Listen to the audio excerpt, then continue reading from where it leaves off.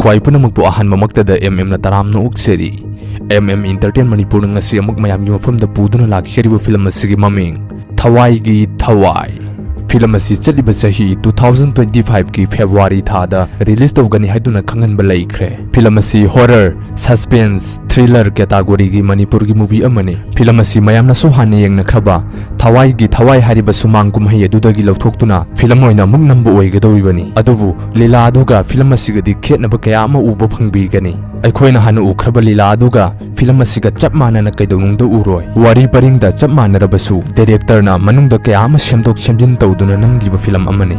Film asi nupa ngaktana sanaba ahanba film ama haibadusu oidi. Film asi public mayamna su aduki matik fazaba feedback kaya ama pirakhraba film amani. Film asida utliba sin singasi aduki matik fazaba mayamna amuktu udriba mawong ama haibadu oigadawri. Film asi Manipur movie da amuktu udriba tonganba mawong ama oigadawri haiduna mayamna loina khangnaduna leirabani. Film asigi director amadi cinematography, fight choreographer, screenplay, dialogue, VFX editor, Bojini Ngombam Krishnan. Film asigi story su Bojini Ngombam na oiri. Lilagi story na Kunjo Okram. Film asida marui basaktam langli basingdi Sur Athokpam, Oken Thaudam, Shiramoti, BGS, Robindro, Git Chandra, Nganba, Bonita, Joy Kishan, Sanjoy, Premjit, Surchan, Arun, Tony, Dr. Jotin, Khekman Deban, Asina Singbani. Film asi mayamna so hena khangbire. Film asi aduki matik nungai gadawri, yengba matamda aduki matik pen gadawri haibadu. Film asida akibagi saktam kaya masu uba phangbigani amadi fajaraba fighting scene kaya masu uba phangbigani. Film asida tongan ba mawong kaya ama uba phanggadawri. Thawaige Thawaai hairiba film asi chaliba chahi 2025 ki February thada release tawgani haduna khanghanba laikre. Aduna mayam su film asi na hek release tawrokpaga yengbina ba haijari. Film adugi fajaraba mahawad lawbiyu. Film asi Manipur Film Forum gi guideline ngaktuna nupa khaktuna kumba sanajaba film ne. Laikhidraba miyoi gi Thawaina ahingba natraga Asibu migi haksangda Chungsimduna hingba ngami hainaba taki mai haurol dagi hauna aikhoi gi khunai asida thajana duna su lakli haujik matam asida su hairiba thodok asi thoklam loi leiram loi haibada haingman bathokani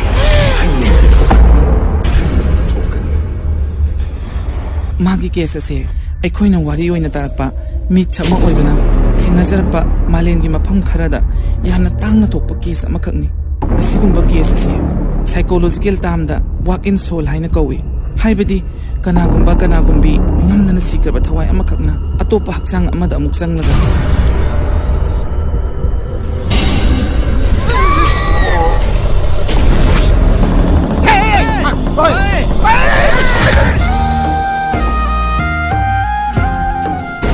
Thokdok sida Janupina mama ibu masak kang bidre taibu Dr. Kambt to the brand ini da soibuna ti haibase khangaban Thoibino Ai wasida kayam kuna layu haibino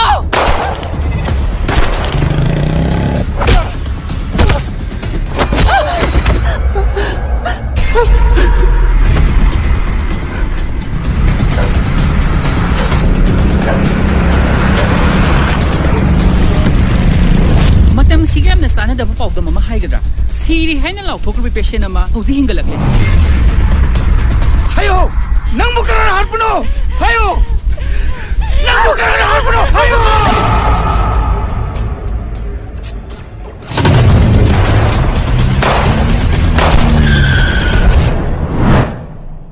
Koido the fuck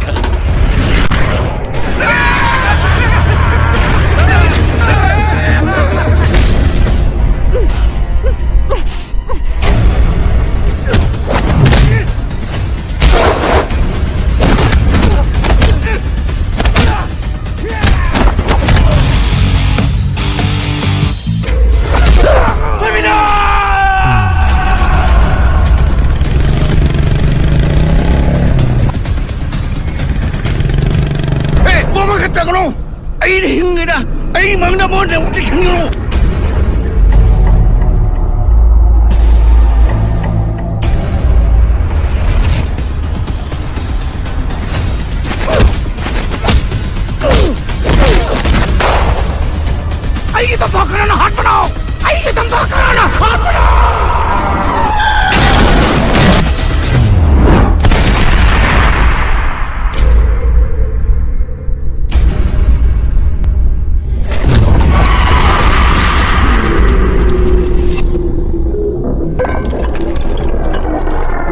ꯑꯩꯈꯣꯏꯒꯤ sponsor ꯃꯅꯤꯄꯨꯔꯒꯤ ꯈ꯭ꯋꯥꯏꯗꯒꯤ ꯃꯃꯤꯡ ꯂꯩꯈꯠꯂꯛꯂꯤꯕ ꯏꯁꯤꯡ ꯄꯨꯀꯩ aqua with mineral Om Shanti hardware and electrical ꯊꯧꯕꯥꯜ ꯋꯥꯡ ꯃꯇꯥꯕ ꯑꯃꯗꯤ ꯂꯥꯏꯅꯤꯡ solution house of indigenous handicraft product of Manipur Kongba ꯅꯥꯟꯗꯩꯕꯝ ꯂꯩꯀꯥꯏ